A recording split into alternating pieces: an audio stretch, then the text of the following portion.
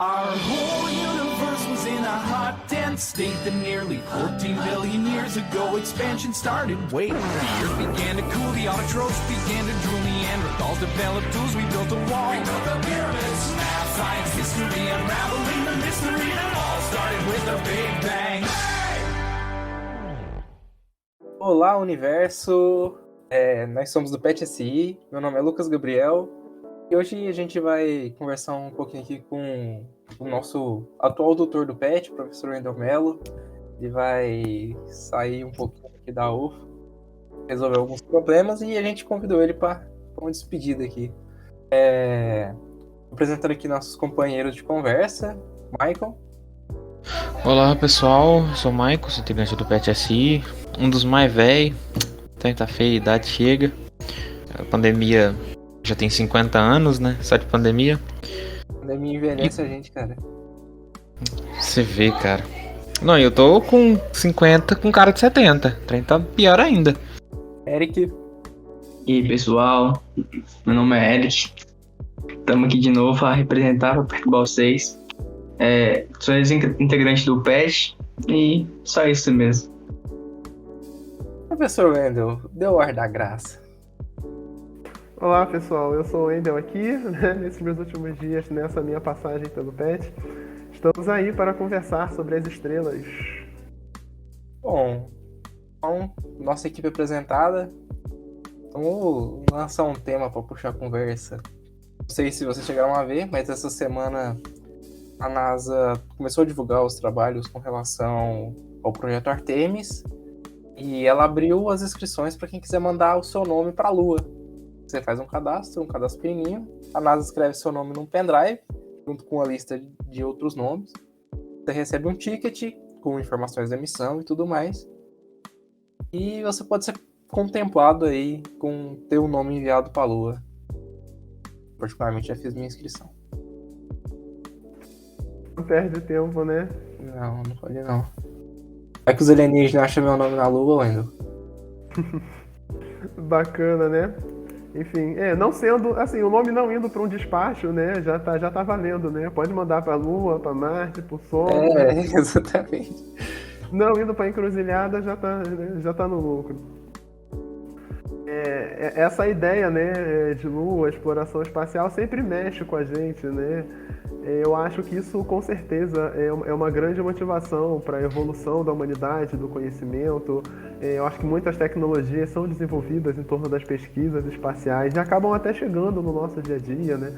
Hoje, por exemplo, a gente tem inúmeros satélites em volta da Terra, a gente tem comunicação instantânea, né, praticamente. A gente pode se comunicar em qualquer ponto do planeta, praticamente, em tempo real. E uma série de outras inovações também que vão surgindo para dar suporte, que vão entrando nas nossas vidas, né? Além de aumentar a nossa compreensão do que está à nossa volta e fazer a gente perceber que a gente não sabe nada. Uma das coisas que eu acho mais legais na astronomia é isso, é o quanto a gente se dá conta de que a gente não sabe absolutamente nada. O tempo todo a gente tem inúmeros mistérios sem solução, a gente traça algumas teorias para um tempo depois descobrir que as nossas teorias estavam erradas. E assim, é muito legal porque antigamente se achava que para ter vida precisava ali na chamada zona habitável, porque só ali que o Sol teria incidência suficiente para não ser nem muito quente nem muito frio. Hoje em dia a gente já acredita que nosso planeta tem uma crosta de gelo, a água ali dentro vai estar quente, porque o gelo é isolante térmico, o núcleo do planeta é quente. Ele pode ter algum tipo de vida submarina? Como se chamaria o mar de outro planeta? Subaquática. Vida marítima, enfim, aquática. Eles estavam até teorizando que em uma das luas do sistema solar, eu esqueci qual, a Titã, enfim, depois eu pesquiso e falo, e poderia ter camarões lá, porque tem a temperatura ideal para cultivar camarão. A gente tem a Lua Europa, por exemplo, em Júpiter, né, que ela é um mundo de gelo, né, e acredita-se fortemente que embaixo do gelo a gente tem água líquida, né? E é uma coisa interessante isso, né? Porque a gente vai sempre revendo nossos conceitos, né? Então a gente acreditava, por exemplo, Plutão não pode abrigar vida porque está muito longe do Sol, é gelo, é frio. e já se discute, né, a possibilidade de haver água líquida, né, embaixo ali do gelo de Plutão. E mais recentemente, a gente, por exemplo, tem o conceito de planeta errante, que são planetas que são expulsos dos seus sistemas solares e ficam vagando a esmo, né, pela galáxia ou até pelo espaço, sem estar rodando em volta de nenhuma estrela, né? E esses planetas ficam na completa escuridão. E no completo, no frio, né, temperaturas muito baixas na superfície.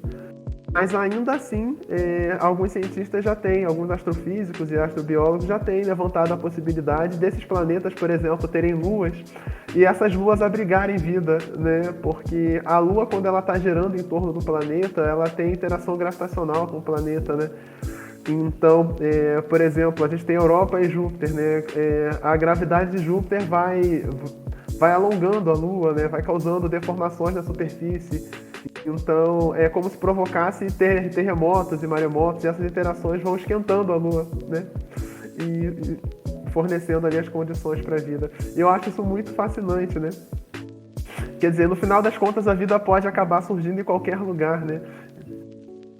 Isso que eu acho mais legal de tudo, né? A natureza, ela pode dar um jeito de fazer surgir a vida em qualquer lugar, da forma mais diferente, né? Mais bizarra possível.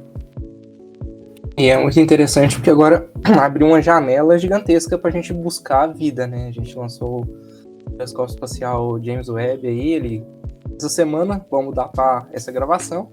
Essa semana saiu a primeira imagem do telescópio alinhado. É uma estrela bem bonitona, assim, grandona. Eu não decorei o nome da estrela, mas é uma das estrelas da Ursa Maior. Então, assim, a gente já tá lá e ele consegue captar frequências de onda no infravermelho, que a gente pode procurar nessas sequências de ondas ali ondas específicas de planetas que abrigam moléculas de organismos vivos. Então agora a gente tem uma janela gigantesca para procurar vida fora da Terra. Isso é uma coisa muito legal também, né? Que o universo, ele é muito complexo, né? Ele é muito mais complexo do que a nossa mente pode entender, né? Uma das complexidades se dá pela questão da distância, né? Entre os corpos, né? Entre os astros, né? A estrela mais próxima, né? Tá a 4 anos-luz, né? Da gente, mais ou menos. Então, isso é a estrela mais próxima. Então você tem estrelas que podem estar a dezenas, centenas, milhares de anos-luz. Pode ser que nessas estrelas haja vida agora, mas a gente está vendo a luz que chegou delas, né, de centenas de milhares de anos atrás. A Via Láctea, né, tem 100 mil anos-luz de comprimento. Então, nesse aspecto, às vezes a gente até pode estar mirando para um lugar onde tem vida agora, mas a luz que a gente está recebendo é de uma época que não tem, ou algo assim. E eu acho muito fascinante pensar nessas questões de tempo em termos do espaço. Assim, a gente não tem noção do quanto que a Via Láctea é grande, porque é grande demais pro cérebro humano interpretar. Se pensando, tipo, na altura dela, altura é um termo bem relativo quando você está no espaço. É isso. Demoraria mais de um ano-luz para sair delas. A gente não consegue tirar uma foto da nossa galáxia porque demoraria mais de um ano-luz só para você sair dela. Isso em termos de altura, né? A dimensão menor da galáxia, né? Interessante isso. Isso sem falar, né, com todos os perigos que existem, né, de você viajar pelas estrelas, a radiação interestelar, né, são imensos problemas que podem acontecer pelo simples fato da gente botar um dedo para fora do planeta. E muitas vezes a gente não pensa nisso, né? A gente está aqui na Terra, a gente depende altamente do planeta a ponto que a gente não pensa muito na nossa dependência. Mas quando a gente tem que botar um pé para fora, aparecem inúmeros problemas, né? A gente tem que respirar, começa daí. Você não para pensar que você tem que respirar, né? Mas se botar o pé para fora do planeta, você vai ter que respirar, você vai ter que se proteger, né, da radiação que vem do Sol.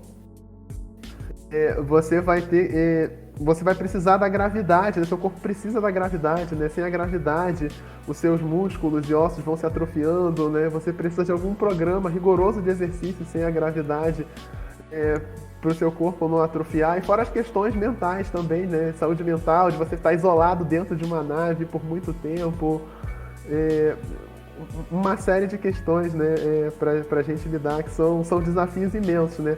Tudo que a gente conseguiu fazer até hoje é pôr o pé para fora, literalmente, que é chegar até a Lua e voltar. E mesmo assim tem gente que não acredita. O pessoal que vai para ISS, tanto os astronautas como os cosmonautas, quando eles regressam à Terra, tem uns que não conseguem nem andar. Alguns andam bem trocando as pernas, Carregados. Sim, outros têm que ser carregados mesmo porque não conseguem andar. A maioria deles tem que usar óculos, pelo menos temporariamente, porque deu problema de visão. E problema mental também, porque tipo, tá isolado de todo mundo, que nem você já comentou. Mas assim, só ISS, que é tipo bem mais perto do que a Lua. E por pouco tempo, né? Às vezes só por alguns meses, né? Mas eu acho que não pode ficar mais do que 6 meses e... Às vezes não sei, tem que conferir isso, mas acho que não pode ficar mais do que 6 meses. Senão o risco já é bem grande. Só por alguns meses e você, né, a gente já enlouquece, né? De ficar fora da Terra e a questão da água e da alimentação, né? O cosmonauta russo que subiu na União Soviética e desceu já na Rússia, estava no espaço durante a dissolução. Quanto tempo ele ficou? Ele falou que ficou mais tempo até hoje. Não sei, tô por fora. Vou pesquisar aqui, mas tipo, o cara que ficou mais tempo lá. E mesmo assim não é tanto tempo assim. Aí. Fora de série, deixa eu ver.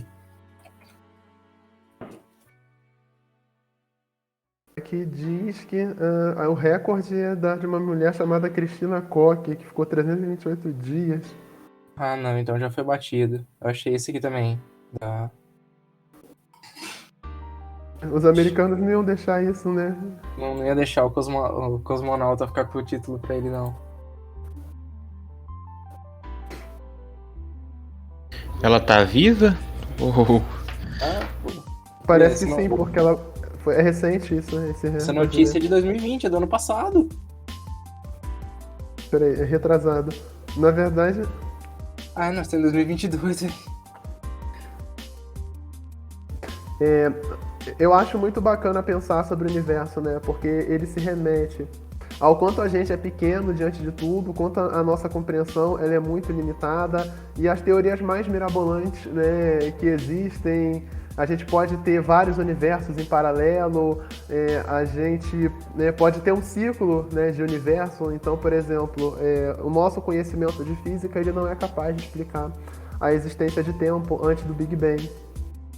Então é como se o tempo não existisse, né, antes do Big Bang. E o tempo, então, passa a existir no momento do Big Bang, o Big Bang sendo, então, o marco inicial do tempo.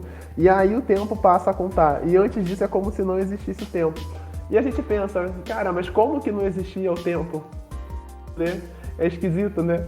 E o tempo passa a existir, o universo ele entra numa fase de expansão, né? E a expansão do universo perdura até hoje, né? Até hoje a gente tem observado o universo expandir e o universo se expandindo a ponto de que algumas galáxias que estão muito distantes da gente estão se afastando a uma velocidade maior que a velocidade da luz. Não porque a galáxia está viajando a uma velocidade maior que a velocidade da luz, mas é porque o universo, né, o espaço-tempo, o tecido do espaço-tempo, ele está se esticando de tal maneira que a galáxia está se afastando a uma velocidade maior que a velocidade da luz. O que significa que se a gente pegasse um foguete e conseguisse viajar na velocidade da luz, a gente nunca alcançaria essas galáxias, porque elas estão se afastando a uma velocidade maior do que, teoricamente, a maior velocidade que a gente poderia alcançar, sabe? E o pior é que estão acelerando, né? Exatamente. O universo ainda está acelerando, que é um tremendo mistério, né?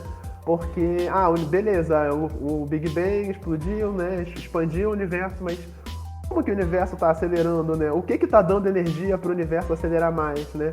Ele deveria manter a expansão num ritmo constante, né? Ou reduzir a expansão, mas descobriu-se que o universo está acelerando a expansão, né? E cada vez mais. né? E da onde vem a energia para o universo se expandir, né? Como o universo se expande, né? O que vem... Na teoria lá dos universos paralelos, o modelo matemático que descreve a ação dos universos paralelos teria um buraco na parede do nosso universo, porque provavelmente ele trombou com outro universo paralelo durante sua expansão. Existe uma grande massa de matéria que a gente não consegue ver.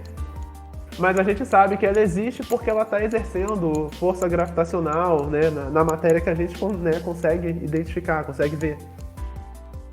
E aí deram o nome de matéria escura, né, ou matéria obscura, né, para essa matéria. Mas da onde vem essa matéria? O que tem essa matéria? A gente nunca conseguiu ver, nunca conseguiu tocar. A gente só sabe que a maior parte do universo é feita dela.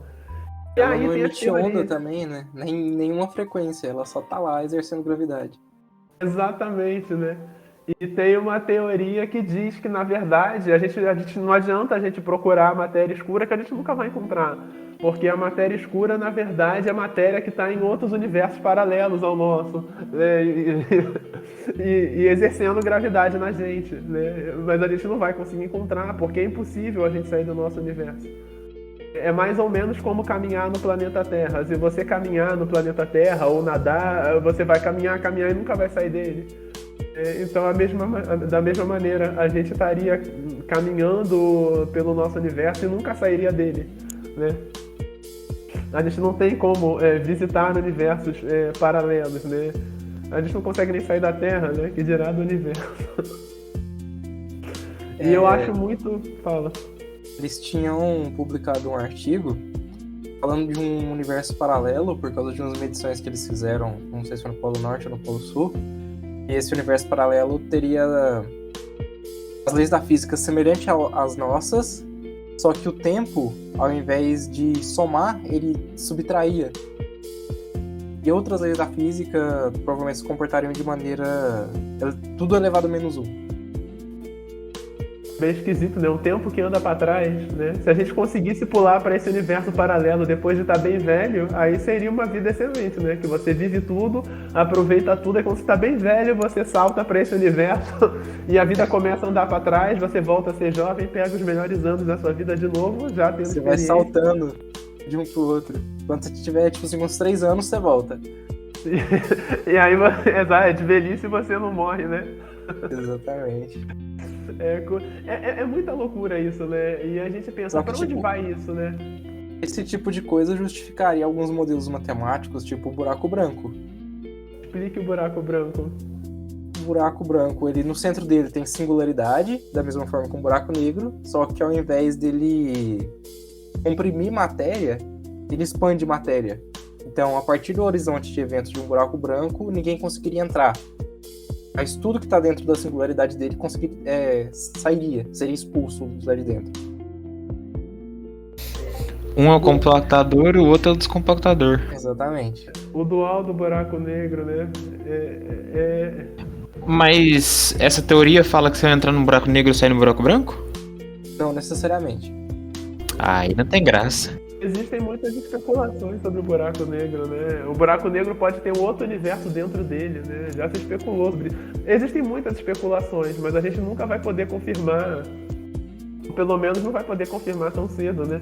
Porque singularidade só é um nome bonito para um monte de matéria compactada. A gente não sabe o que tem lá dentro. A questão da singularidade é que você tem ali uma região, uma área em que as leis da física, da forma como a gente conhece, não são mais válidas, né? E o buraco negro, eu acho que ele é o grande mistério, né, da natureza, né? Ele não deveria existir, mas ao mesmo tempo deveria. Ele tá lá, mas não podia estar lá. Coisas... Ele tá lá, mas faz muito sentido que ele esteja lá. Pois exatamente, né? Há quem diga, alguns astrônomos dizem que ele não existe buraco negro, mas existe alguma outra coisa que se comporta como buraco negro, que a gente nunca descobriu ainda, o que pra mim é a mesma coisa que dizer, existe buraco negro sim, mas eu quero dar outro nome. Mas a própria estrela de nêutrons, ela tem alguns comportamentos parecidos com o buraco negro. Sim, porque o processo é parecido, né? O processo de formação é parecido, né? Eles vão colapsando a partir de estrelas gigantes. né? Só que parece que se não houver massa o suficiente para virar buraco negro, né, a estrela, né, ela vira uma estrela de nêutrons, né? Acho que o exemplo... Não, pera. Me explica melhor a estrela de nêutron. Ela é o quê? É tipo uma grande bola que não teve massa suficiente pra virar um buraco negro, mas tipo consome as outras coisas do mesmo jeito. É uma grande bola de nêutrons hipermassiva, basicamente isso. O que acontece é isso, você tem várias categorias de estrela e tem as estrelas hipermassivas, né? Então, quando a estrela ela tem muita massa, as estrelas elas vão colapsando, né? Elas vão colapsando conforme elas vão queimando o combustível no núcleo, né? O fato de queimar o combustível no núcleo é o que impede que a gravidade da estrela, que é muito grande, colapse ela própria. Quando ela termina de queimar o combustível que tem no núcleo, aí a gravidade de fora começa a comprimir, a estrela colapsa, né? E aí, dependendo de quanta massa ela tem, ela pode se tornar um buraco negro, mas se ela não tiver massa suficiente, ela meio que para no meio do caminho. E aí, essa de parar no meio do caminho, ela se torna uma estrela de nêutrons, né? Algumas estrelas viram estrelas de ferro antes de virar estrela de nêutron. Aí, pelo decaimento do ferro, e vai demorar centenas de bilhões de anos para ele decair por completo, ela vira uma estrela de nêutrons. Mas a estrela de nêutrons, ela não tem a propriedade que o buraco negro tem, mas obviamente é um objeto que exerce força gravitacional, né? É um objeto que, enfim, vai gerar ali campos magnéticos e, enfim, é um objeto muito perigoso também, né? Porque de qualquer forma, é muita matéria em pouco espaço. Não é um buraco negro, Mas ainda assim você tem bastante matéria exercendo forças gravitacionais absurdas ali, né? É inimaginável, né? É inimaginável. A ponto de você pegar uma colher da estrela e uma colher que você pega de material da estrela pesar toneladas e toneladas e toneladas. É nesse nível, sabe? Uma vez eu vi que para transformar o Sol num buraco negro você tinha que colocar ele do tamanho de... Não. Ele 1 quilômetro e a Terra teria que ser do tamanho de uma moeda de R$1. Porque você tem que ter muita massa ali no espaço, né? Muita massa comprimida, né? Que é no espaço bem, bem pequeno, né? Então...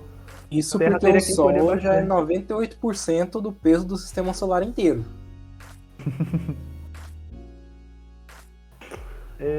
É muita, né, é muita coisa que a gente ainda precisa compreender, né? Então, por exemplo, nessa questão da expansão do universo, existem teorias que dizem que depois, né, vai chegar um determinado momento que a expansão pode parar e o universo vai encolher de novo, né? Aí, ao encolher de novo, o universo ia encolher, até ele estar altamente comprimido num único ponto, que geraria uma nova explosão de Big Bang e tudo começaria de novo, sabe? Então, nessa teoria, o universo ele seguiria ciclos, né? Você teria ciclos ali. Big Bang, Cara, eu já pensei. retração, Big Bang de novo. Eu sempre pensei nisso, mas tipo, é muito estranho você pensar nisso quando o universo tem expansão, porque tá tipo, tudo diminuindo. Só que como o buraco negro costuma acontecer fusões, eu pensei assim, deve que a gravidade pega tão longe que consegue atrair um ao outro, mas sei lá. Tipo assim, tem as galáxias que, embora o universo esteja expandindo, elas têm rota de colisão. A nossa, por exemplo, está em rota de colisão com Andrômeda. É que as duas vão se fundir, estrela vai bater com estrela, vai virar estrela maior. Os buracos negros hipermassivos que tá no centro de cada uma das galáxias vão aumentar de tamanho, porque é uma onda gravitacional muito esquisita. Se você pensar que várias galáxias vão colapsar nesse sentido, pode ser que no futuro outras duas galáxias, que já são união de outras galáxias, entrem em rota de colisão e se funda de novo. E como você falou, a gravidade, tipo, conseguiria atrair várias coisas. Poderia chegar a um ponto que todos os buracos negros da galáxia já conseguiram atrair todos os buracos negros do universo até comprimir tudo de novo. Eu viajei, mas... Você tá viajando numa galáxia única, né? Uma única galáxia com todos os corpos celestes. Isso. Eu acho que, pra isso acontecer, eu acho que o universo teria que parar de se expandir e começar a encolher, né? Porque algumas galáxias já estão inalcançáveis, né? Sim, sim. A única saída pra isso seria que a gravidade tem um limite que ela consegue comprimir. Tipo, um buraco negro não pode. A singularidade teria um limite, e esse limite seria o que acontece com o Big Bang. Ou seja, pode ser que tenha um buraco negro que esteja perto desse limite, um dia ele atinge ele e estoura outro Big Bang na nossa galáxia. No nosso. Novo universo. Universo 2. Dentro do nosso. É uma ideia bem cabulosa, né? Mas o nível de compressão do Big Bang era absurdo, né? Tipo assim, toda a matéria do universo comprimida num ponto, um ponto, sei lá, de dimensão quântica. É surreal. O átomo fundamental, né? Tipo, ele era muito pequeno. É surreal, né? Tipo assim, imagina toda... É muita coisa, né? Mas é uma teoria que eu acho bacana, mas muita gente não acredita muito nela porque o universo está em expansão e é difícil pensar que do nada o universo vai parar de expandir e começar a encolher. Mas, tipo assim, se a gente pensar numa estrela, a estrela ela tem o núcleo hipermassivo que está queimando. A gente pensar que o centro do universo ainda está queimando, quando ele parar de queimar, a gravidade ali do centro pode parar de, tipo, atrair as coisas ali e ele sucumbir, não? Porque ela vai ter muita massa. Ela parou de queimar, vai acontecer a mesma coisa que aconteceria com o Sol. Mas qual que seria o combustível, tipo... Será... matéria escura, sei lá? Isso Desconhecido, né? O legal de astronomia é isso, a gente pode traçar teorias mirabolantes que não tem nada a ver, mas, tipo assim, é difícil até refutar, porque a gente não conhece nada, a gente não tem dados, a gente não pode visitar nada para confirmar, então a gente pode ficar aqui traçando teorias altamente loucas e não vai ficar no ar, entendeu? Não há como refutar nem confirmar. E o pior, algumas delas, por mais loucas que sejam, podem se provar reais. Sim, né? A própria ideia de buraco negro, né? Muitos não acreditaram no Einstein quando ele previu os buracos negros de início. Às vezes leva um tempo para a ideia começar a se difundir e conseguir ser comprovada. Às vezes nem é comprovado direito, a gente só tem evidências de algumas coisas, né? Mas não se comprova direito, né? O próprio Big Bang e o fato do universo estar expandindo foram duas coisas que logo de cara o pessoal meio que rejeitou. Levou um tempo pra engolir. Sim, exatamente. Até hoje essa possibilidade é meio estranha. Acho que se eu contar um trem desse pra certas pessoas me dão uns tapas na cara, eu começar a rir de mim, porque não faz muito sentido. Eu mesmo não consigo imaginar assim, tipo, eu consigo imaginar, tipo, abstrato, mas tipo, certinho mesmo, de você imaginar um ponto tão pequeno assim, criar isso tudo, é muito esquisito. É meio estranho porque se o buraco negro perde matéria por radiação Hawking, por que o átomo fundamental não perdia matéria por radiação Hawking ao invés de sucumbir e explodir no universo? Mas de repente não tinha pra onde ele perder, sabe? Porque, tipo assim, o universo era aquele ponto, não havia nada fora daquele ponto, entendeu? É estranho. Porque, sabe, a gente pensa, o universo, o vácuo, mas o que vem depois do universo, tipo assim, é o nada, não existe, tipo assim, não tem algo ali, sabe? Não tem um universo ali. É esquisito, né? É como se o vácuo fosse alguma algo ao coisa. invés do nada. É como se o nosso vácuo do universo existisse alguma coisa ali. Existe ali um tecido, uma estrutura de espaço-tempo. É um vácuo, mas existe ali o tecido do espaço-tempo. Mas aí, quando você sai do universo, não tem mais o tecido do espaço-tempo. É o nada. É algo sabe? que está além do tempo. A borda do universo, então, seria o limite do próprio tempo. Se o tempo era zero no momento do Big Bang, no momento onde o universo ainda não atingiu, a borda do universo seria algo além do tempo. E além do nosso tecido do espaço-tempo, com certeza, né? E aí a gente pode ficar viajando muito nisso, né? O que ocorre nesse meio entre os universos, né? Como é que funciona isso? É muito louco, mas pelo menos essa ideia do universo, né, se retraindo, ela ajuda a gente a entender por que não existe essa ideia do tempo antes do Big Bang, né? Então, havia outro universo antes do Big Bang, né? E aí o universo se retraiu a um ponto que não pôde mais se retrair e aí ele explodiu de novo, dando origem ao novo universo. Então, tem pessoas, por exemplo, que gostam de acreditar que a gente tem vidas passadas, que a gente viveu vidas passadas, que a gente tem experiências passadas, né? A primeira vez que eu ouvi falar nessa teoria de que o universo em algum momento pode parar de expandir e começar a se retrair e dar outro Big Bang que vai dar origem a outro universo, eu comecei a pensar nisso. Caramba, às vezes o que algumas pessoas podem interpretar como sendo uma experiência de vida passada, de repente era você vivendo no outro Big Bang, sabe? No outro universo que foi gerado em outra explosão. E a gente pode estar nesse ciclo eternamente, né? Já podem ter havido vários universos antes do nosso que foram dando origem a diferentes tipos de vida, sei lá, poucas diferenças entre um e outro ou não. E a gente está nesse processo, né? Em que a gente acha que são resquícios da vida passada, na verdade, são resquícios da nossa vida em outro universo. É muito louco de pensar, cara. É fascinante. O pior que o universo ele não deixa tipo, nenhuma pista pra trás, né? Porque se ele concentrou tudo num ponto só, não sobrou nada pra contar a história. Exatamente. E esse ponto, ele é pura energia, ele não é matéria, né? Então, Os ele é módulos de energia. Higgs, né? Ele é só energia, não existe matéria, né, nesse ponto. É porque a gente vai comprimindo, chega um momento que a matéria vai virar energia, porque se você aquece muito a matéria, muito, ela vira energia, né? E aí, aquilo tudo era energia, né? Depois da explosão, a matéria foi a energia, enfim, as coisas foram esfriando e a matéria foi surgindo. É louco demais, né? E não tem nenhuma pista realmente, né, não é como você fazer uma escavação para encontrar registros de uma civilização antiga, né? Porque é o próprio tecido do espaço-tempo que se retraiu e não existe mais. O tempo dobrou sobre si mesmo. Né? Enfim, a gente puxa o link, né, para as viagens no tempo, né? Se a gente pudesse viajar no tempo e voltar tão longe para antes do Big Bang e de repente pegar um outro universo, né, que existisse Mas antes, não né? tem jeito, porque teoricamente as viagens do tempo que a gente conseguiria fazer seria no tecido do nosso. Exatamente. A gente teria que descobrir alguma coisa maior, um espaço multidimensional, para ir para uma outra dimensão e saltar no tempo para ia ser uma coisa bem louca, né? Ia bagunçar tudo, com certeza. Vocês falando isso aí, agora eu acabei de lembrar de uma coisa que eu assisti.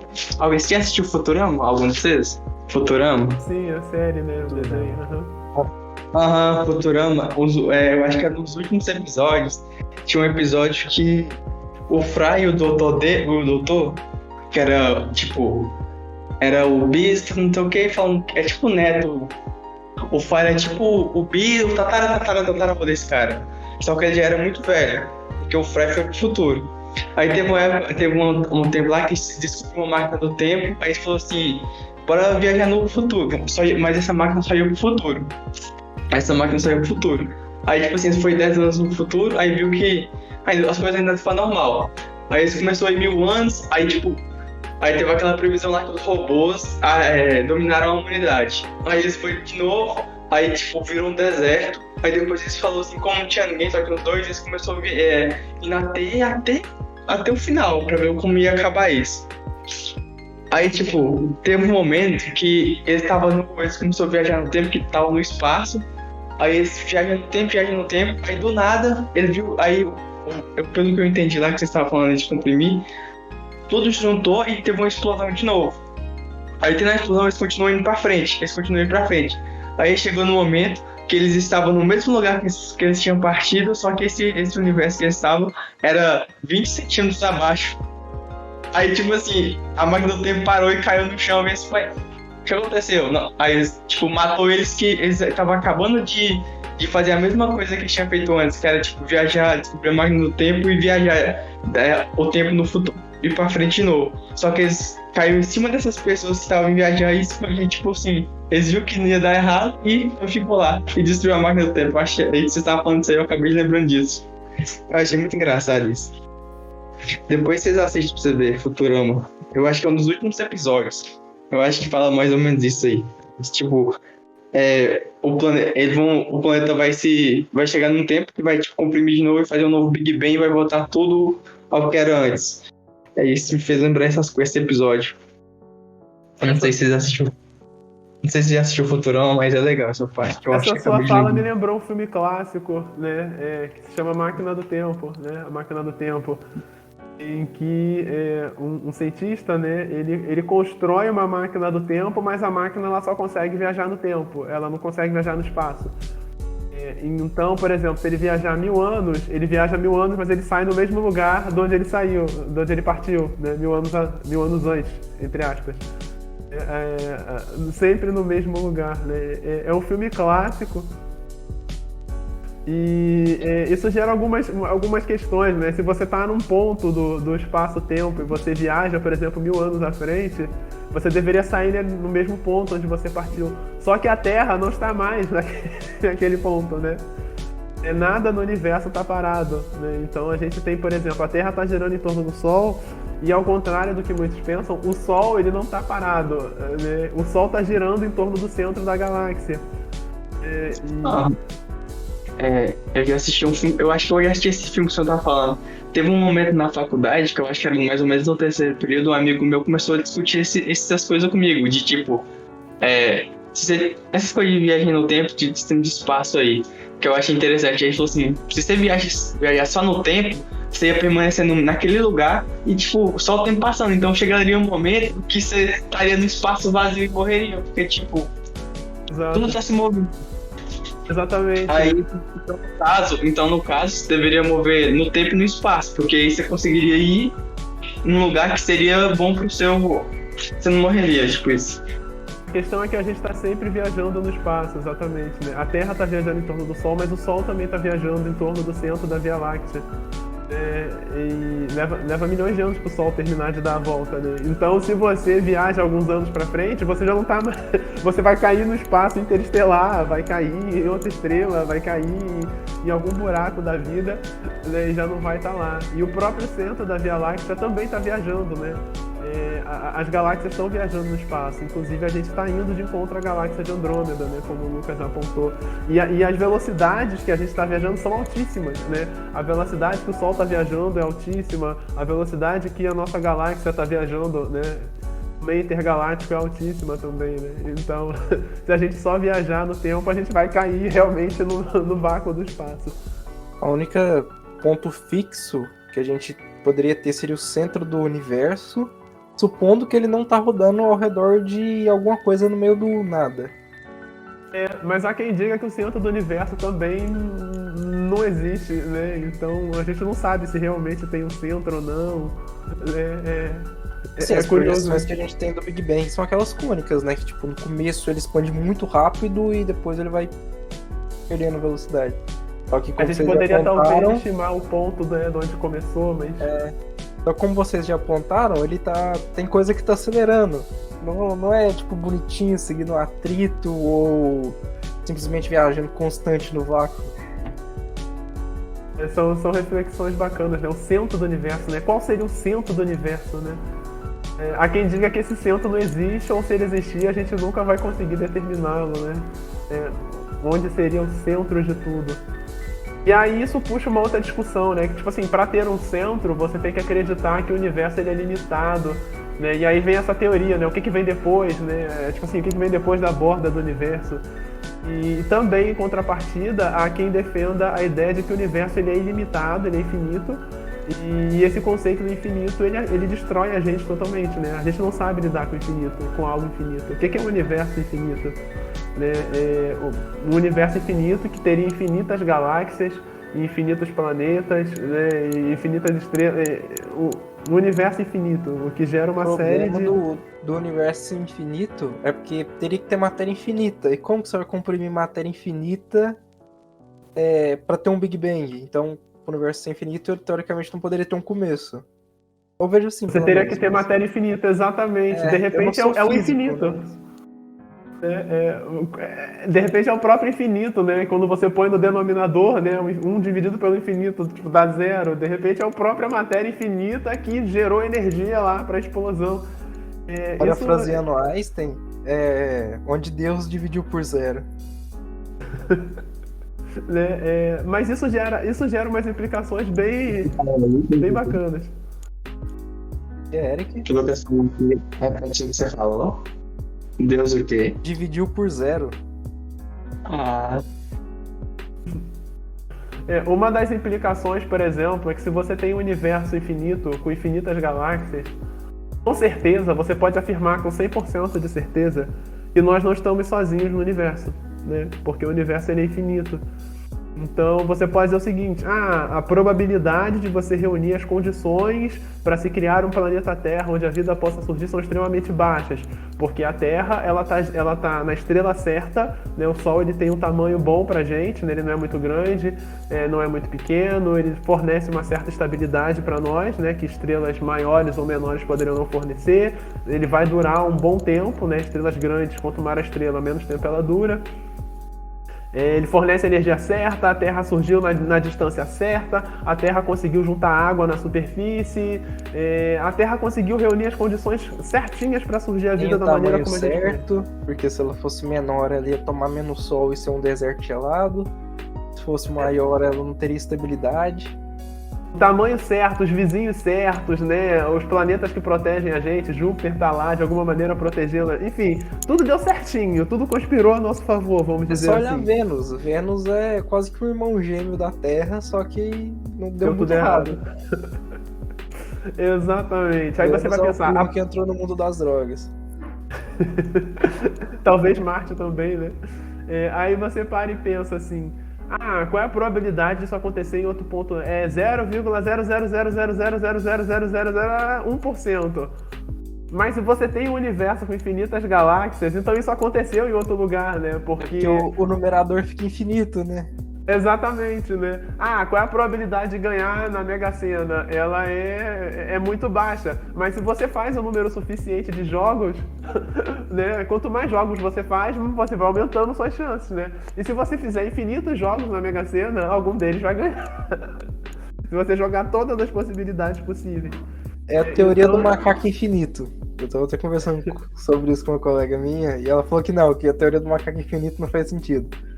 É tipo assim, você coloca um macaco na frente de uma máquina de datilografia, um papel infinito, e ele digitando por um tempo infinito, mais cedo ou mais tarde você vai ter você pode escolher qualquer obra que a humanidade já escreveu, por exemplo, O Inferno de Dante ou a Divina Comédia, são obras gigantescas.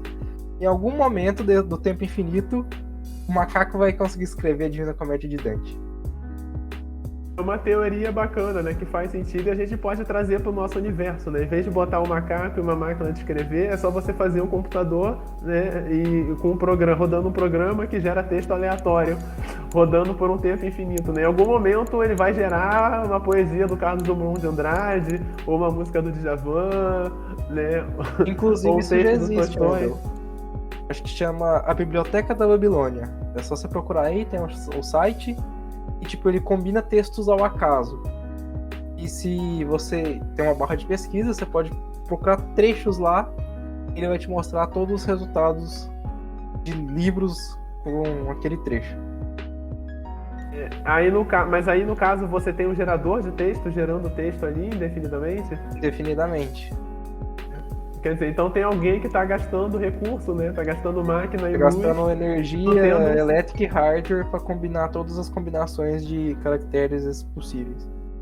E aí em algum momento, se rodar por tempo infinito, em algum momento, né, todas as obras da humanidade vão surgir, né? Então isso é muito louco, né? Se a gente for pensar no universo infinito, infinitas gatas, a gente então vai chegar à conclusão de que nós não estamos sozinhos e mais, existe uma outra galáxia igual à nossa, porque, né, infinito, né, existem infinitas galáxias, então com certeza tem uma igual à nossa, né? A probabilidade de você ter uma galáxia igual à nossa é muito baixa. Mas se você tem infinito, então vai aparecer em algum lugar com outro Sol igual ao nosso, uma outra Terra igual à nossa, onde tem alguém igual ao Wendel, alguém igual ao Eric, alguém igual ao Lucas, alguém igual ao Michael, fazendo um podcast, conversando sobre esse mesmo tema, nesse mesmo instante. Exatamente isso. Porque é Tipo infinito. assim, quando a gente pensa em probabilidade, por exemplo, ter uma pessoa geneticamente idêntica a você no mundo, atualmente vai existir pelo menos duas. Só que quando você leva isso para todo o tempo, desde o início da humanidade até hoje, aí aumenta para 7 pessoas geneticamente idênticas a você. Deve ter umas 2 aqui em Uberlândia que já me disseram, já andaram me confundindo com os 2 sujeitos. Mas é muito louco, né? Aí tu pensa, tipo assim, tem uma outra terra igual a essa, onde pessoas igualzinhas a nós, com aparência idêntica a nós, com vozes iguais, com pensamento igual aos nossos, estão tendo essa mesma conversa lá, sabe? De acordo com essa teoria do universo infinito. E isso é muito louco, né? O infinito é muito incompreendido, né? Que nem quando a gente estava estudando séries em matemática, série de polinômio mesmo. Ele pergunta assim, qual destes conjuntos é maior? É o conjunto dos números inteiros ou o conjunto dos números naturais? Os dois é infinito. Só que eu posso comparar eles de 2 maneiras diferentes. Posso pegar os números inteiros, colocar eles pareado para todo número natural. Isso vão dar que eles são do mesmo tamanho, que vai ter infinitos pares. Só que eu posso pegar por representante. Eu pego o 0 natural, o 0 inteiro. O 1 natural, o 1 inteiro. Aí o que acontece? Todos os números não negativos vão ter um par. Só que vão sobrar uma infinidade de números negativos sem par. Então claramente o dos números inteiros seria maior do que dos naturais. Só que minha outra de comparar falou que eles eram iguais. A nossa compreensão do infinito, ela realmente é bem deficiente. A gente não consegue entender realmente, né? Tem esses paradoxos, né? O que é uma coisa infinita, né? Como é que pode ter uma coisa infinita ali? É algo que mexe realmente pra gente. Já viu o Hotel Hilbert? Não, ainda. Supondo que um senhor construa um hotel com infinitos quartos. Esses quartos sempre vão estar ocupados, só que sempre será possível hospedar mais alguém porque os quartos são infinitos. Se você chegar no hotel hoje e todos os quartos vão estar ocupados, basta o Sr. Hilbert pedir para a pessoa que está no quarto 1 ir para o quarto 2, a que está no quarto 2 ir para o quarto 3, e assim cada pessoa vai para o seu atual quarto mais um e você vai poder se hospedar no quarto 1. Se você chegar com N amigos, basta ele pedir para as pessoas que estão dos quartos 1 até o quarto N irem para os quartos N mais 1 e... N mais 1 não, o quarto atual mais N, e você vai ter quartos suficientes para as pessoas, para você e seus N amigos hospedarem. Os paradoxos do infinito, né? É muito legal isso, cheio. Né? É muito legal. Tava cheio, mas você consegue sempre liberar um quarto, né? Um raciocínio parecido com esse que você acabou de falar, né? Da questão dos números naturais inteiros, né? Porque você tem o infinito, né? Quando vai pro infinito, foi pro infinito, né? Os dois vão pro infinito, então beleza. É a série que não converge, porque ela tem... Os infinitos termos não tendem a nada, eles só tendem a mais infinito do que eles já são.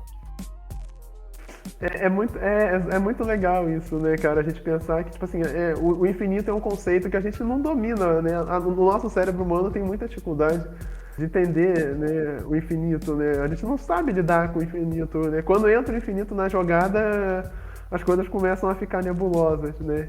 Em muitas situações, né?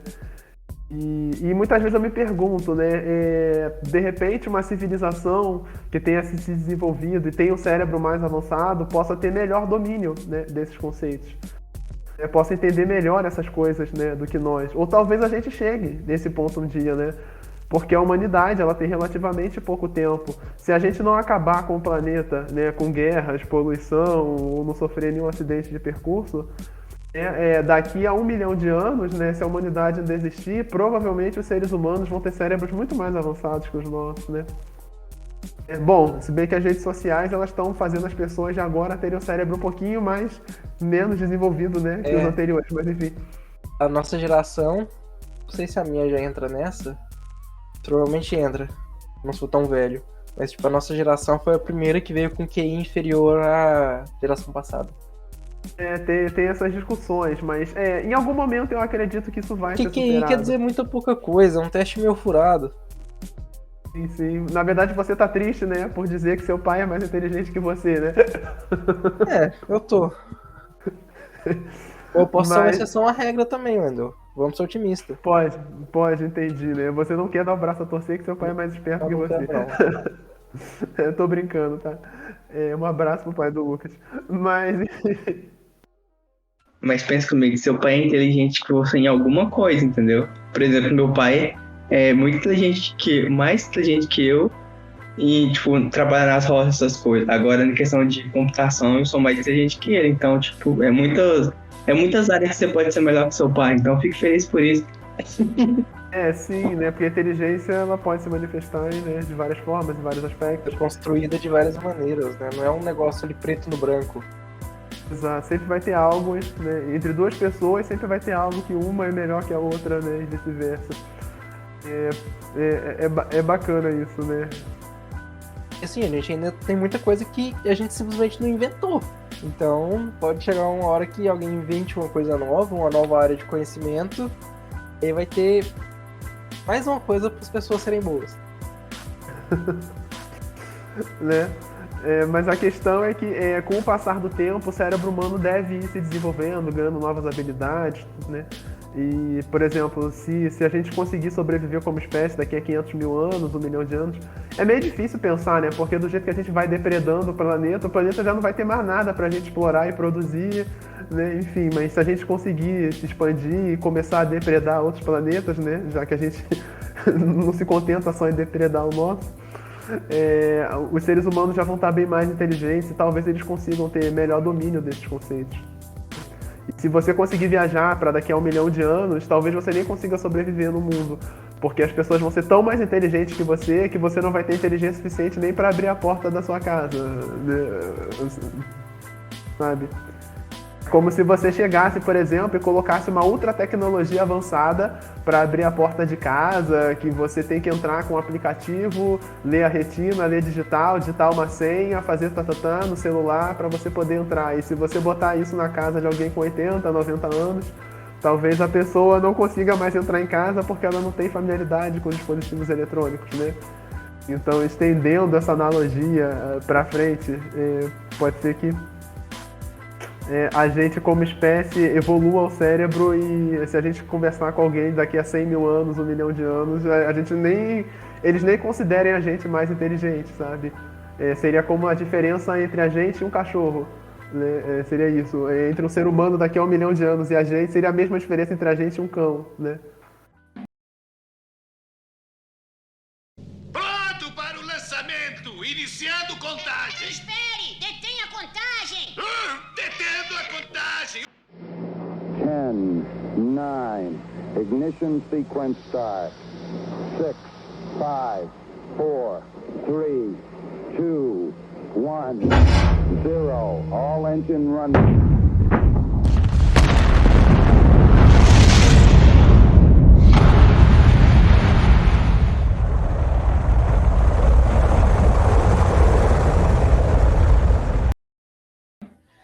E vocês acham que, mudando um pouco de assunto, mudando de pau pra porrete, vocês acham que a linguagem humana vai se unificar numa só? Porque hoje com a globalização a gente vê que o inglês está muito forte. Vai surgir dialetos do inglês, o inglês português, o inglês espanhol. Tudo vai convergir pro inglês, só que com vários subdialetos, mas todo mundo vai conseguir se entender. A gente tem os sotaques aqui no Brasil, na Itália, antigamente tinha algumas tribos, não tribos, ai meu Deus, tribo tá errado, algumas vilas que tinham alguns dialetos que não era aquele italiano bonitinho. Eu acredito que, não sei, sabe? Se a gente conseguir implementar a globalização e união, né, há uma certa tendência, mas eu acho que de alguma maneira a gente vai manter alguns regionalismos e vai manter um pouco das culturas locais, né? A gente também está numa vibe de valorização das culturas locais. E nesse momento do mundo onde a gente vê claramente tendências separatistas, assim, separatista no sentido de não união e guerras e etc. Eu acho, né, improvável, pelo menos a médio prazo, enfim. Pode ser que aconteça daqui a milhares de anos, com uma sociedade, pessoas muito mais inteligentes que nós consigam entender a importância de se unir, consigam criar um idioma unificado e implementar Eu tava isso, seguindo né? aquele seu exemplo que você falou daqui milhões de anos a gente viajar pro futuro e ser tratado como cachorro. Eu não deixei isso claro, mas... Se as pessoas tiverem essa consciência mais avançada de unificação, né, de um só povo e tal, de repente isso pode existir, mas do jeito que a situação está agora, onde a gente vê claramente ideias de segregação ganhando muita força, a gente tem, enfim, conflitos aí podendo estourar em termos de guerras, né, a gente tem a questão na Ucrânia acontecendo agora. E se, por exemplo, a Rússia tiver sucesso nessa campanha, outras campanhas similares devem surgir, seja, né, conduzidas pela própria Rússia ou por outros países. Então, eu acho que a gente vai ficar mais segregado. É possível que, sei lá, de repente surja uma nova ordem. E talvez o inglês até deixe de ser o idioma principal de comunicação, né? É difícil pensar nisso hoje. Mas se a gente pensar no passado, o francês era o idioma principal de comunicação alguns séculos atrás, né? Antes dos Estados Unidos se consolidar como, né, a superpotência do mundo, era o francês, né? Que era... A França tinha um peso, né, cultural, diplomático maior, e a moda era falar francês, né, e não inglês, né? E aí os Estados Unidos se consolidou, o inglês dominou, né? Enfim, pode ser que um dia, se a China passasse a potência mundial, o mandarim vire o idioma principal, não sei. Já tem gente investindo e entrando em escolas de mandarim, sabe? Isso é bem estranho, porque, por exemplo, moeda, geralmente a moeda internacional, quase todos os países tendem a aceitar, seria o dólar, mas tem muitos países que estão se desdolarizando, não sei se existe essa palavra, mas comprando mais moeda chinesa, até pra, tipo, diluir um pouquinho da dependência que tem do dólar, dos Estados Unidos, tendo alianças mais com a China, com o mundo ocidental. Brasil mesmo é um que parece que, não com a China, mas o Brasil tá muito na Rússia. Acho que o Putin deu falou um negócio esses dias que Brasil tá contra os Estados Unidos, do lado da Rússia. Tipo, isso é bem foda. Eu acho que, tipo assim, ao longo da história a gente já deu várias demonstrações de que a gente pode ser estúpido, imbecil, e a gente pode ser a qualquer momento estúpido, imbecil, acontecer alguma coisa bizarra, estourar uma guerra que bote uma nova ordem. Lá. Não querendo ser pessimista, mas eu acho... vou falar que eu tenho certeza. Eu boto minha mão no fogo por isso. Se a Rússia conseguir ter sucesso nessa invasão da Ucrânia, ela vai tentar restabelecer o restante da União Soviética. Exatamente, né? Esse é o grande receio, né? Começando pelos países da ex-União Soviética que não estão na mão da OTAN, quer dizer, que não estão aliados à OTAN, e talvez um dia, quem sabe, né?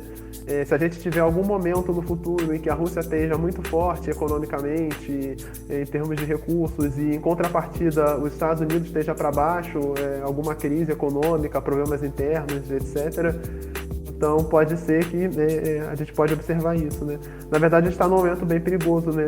A gente está num momento bem perigoso, porque o que acontecer na Ucrânia pode determinar bastante coisa para o futuro, né? Não só em termos da política externa da Rússia, mas também outros países, né? Como já disseram, né? Podem surgir outros Putins por aí no mundo afora com essa mesma visão de dominação, enfim, anexação de territórios, né? E o que é bem perigoso.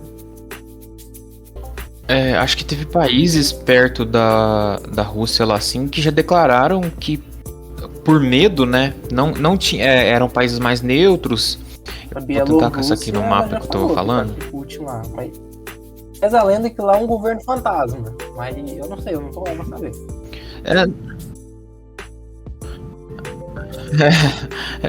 Não, eu falo países mais na parte de cima, que países que acho que eram ou faziam fronteira com a antiga União Soviética, e por causa esses ainda fazem parte da OTAN, mas esses que eu tô falando, eles não fazem parte da OTAN. Mas tipo assim, eles nunca tiveram interesse em fazer parte da OTAN, não viu como uma coisa muito legal, não fazia muita diferença para eles, mas agora com essa com essa invasão, eles demonstraram interesse, ficaram com medo, receio do que a Rússia pode fazer. E a Rússia mesmo falou que caso eles entrassem para a OTAN ou fizessem qualquer coisa do tipo, eles iam ter consequências. Ou seja, ela já demonstra que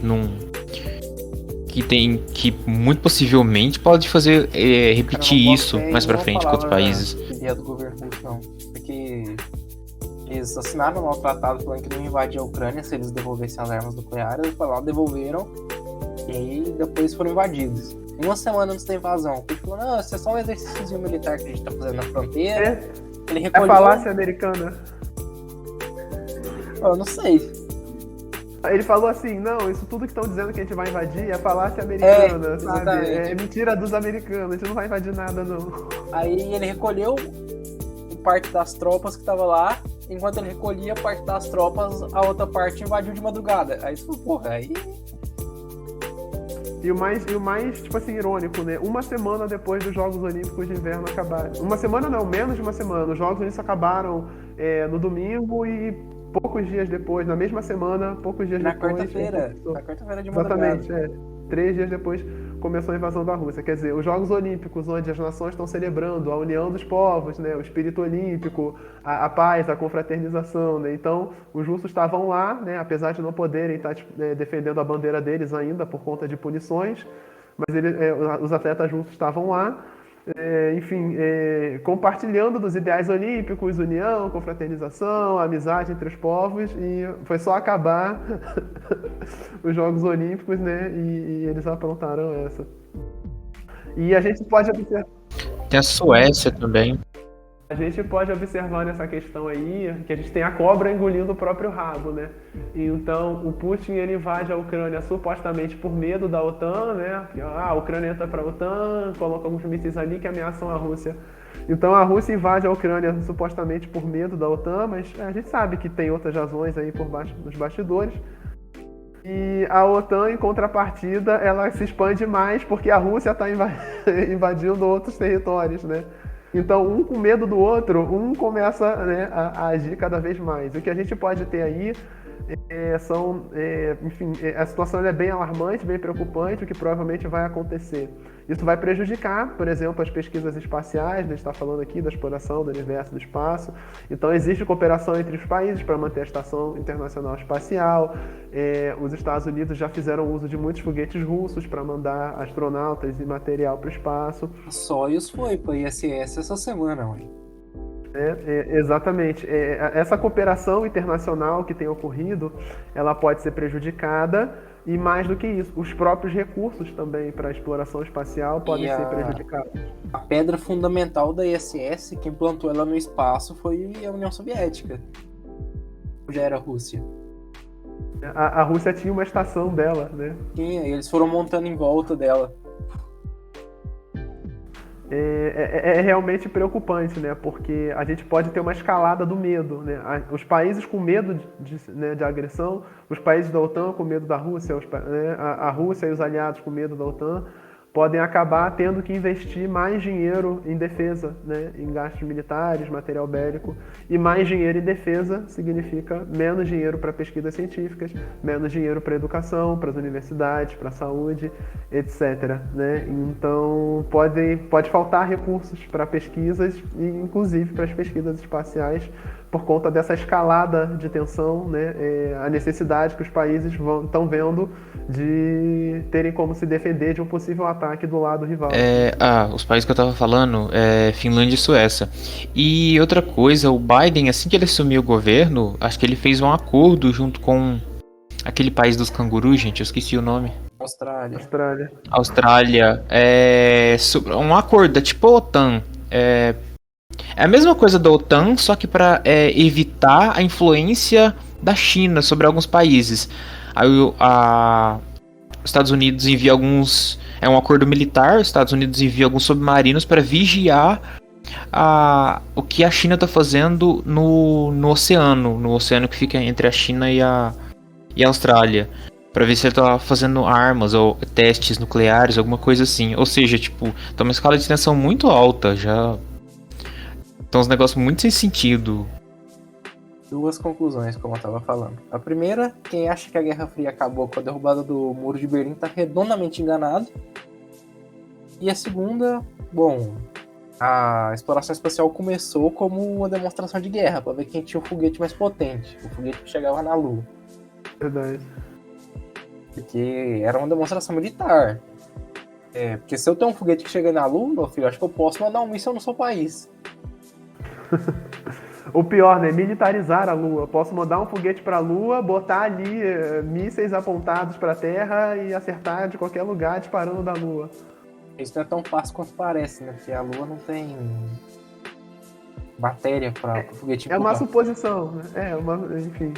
Posso desenvolver tecnologia pra, tipo assim, militarizar o espaço. Você bota um satélite em volta da Lua, em volta da Terra, e esses satélites podendo disparar mísseis lá de cima, sabe?